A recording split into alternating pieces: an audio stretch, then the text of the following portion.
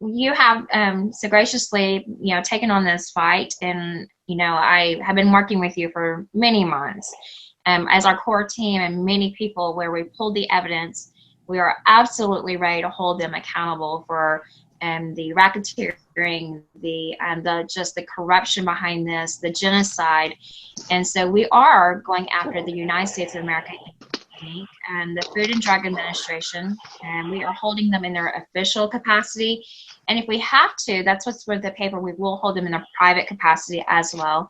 We are holding the Center for Disease So wait, and Control and Prevention. Michelle, while I have you here, what Yes, do you sir. mean? There's been, we filed, I spoke the other night in New York, right? And out on Long Island, and there was a lot of really dedicated, hardworking parents, some of them with vaccine injured kids and such, right? So what do you mean by a private capacity? Why is that different from what has been done?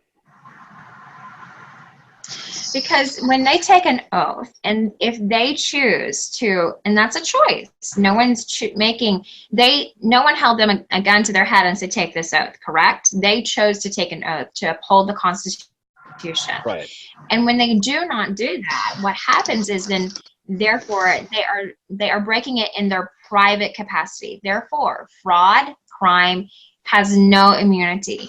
And so what we mean by that and that's a great question, because we've actually been getting it on our Facebook as well. So what I mean by that is when I say to you that we are holding them in their official capacity as the corporation of the United States under the umbrella, these charters, and these are not organizations that are under our Constitution.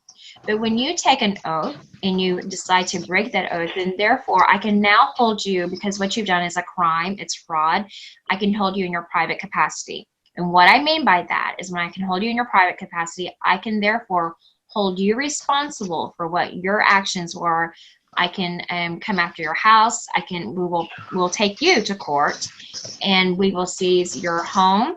We can seize all your assets. And we can even seize your spouse. If you have a spouse, we can seize their assets.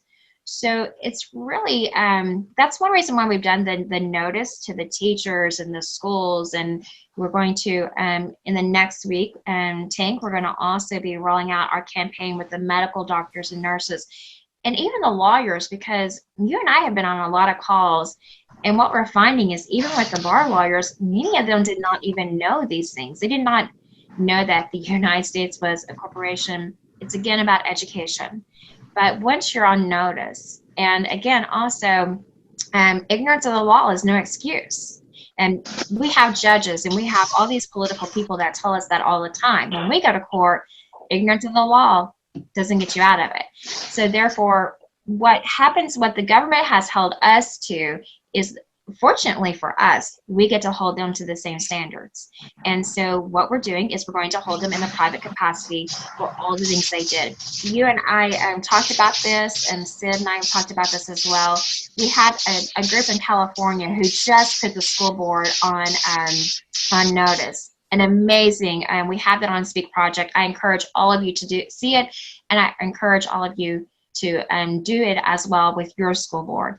But I want these people to understand, the ones that are pushing these vaccinations on these schools and the nurses and doctors, remember that what Hitler and them did in World War II was legal, not lawful, but legal. There is a difference. And we saw after the number of trials, we saw all these people, even a couple of years ago, about 3 years ago, there was a person that did these crimes, and he was still held accountable at an old age of the things that he did. So if you have bosses and if you're being advised in the political world, oh, they're not going to do anything, you're not going to be held accountable, I'm going to tell you right now, you are going to be held accountable. You're going to be held accountable for the genocide. You're going to be held accountable for the propaganda, the racketeering, all of these things. You will be held accountable.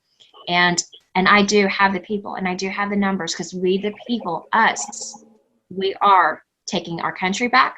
And 2020 is nothing but justice. It's justice and changing humanity. We come in love, we come in forgiveness, but we have to stop these bioweapons being used against us. So when I say private capacity, if you continue to choose to break your oath, you're going to be held accountable not only in your official capacity, but in your private capacity. And it's going to be expensive if it's on your private capacity. So if it were me, I would back out right now.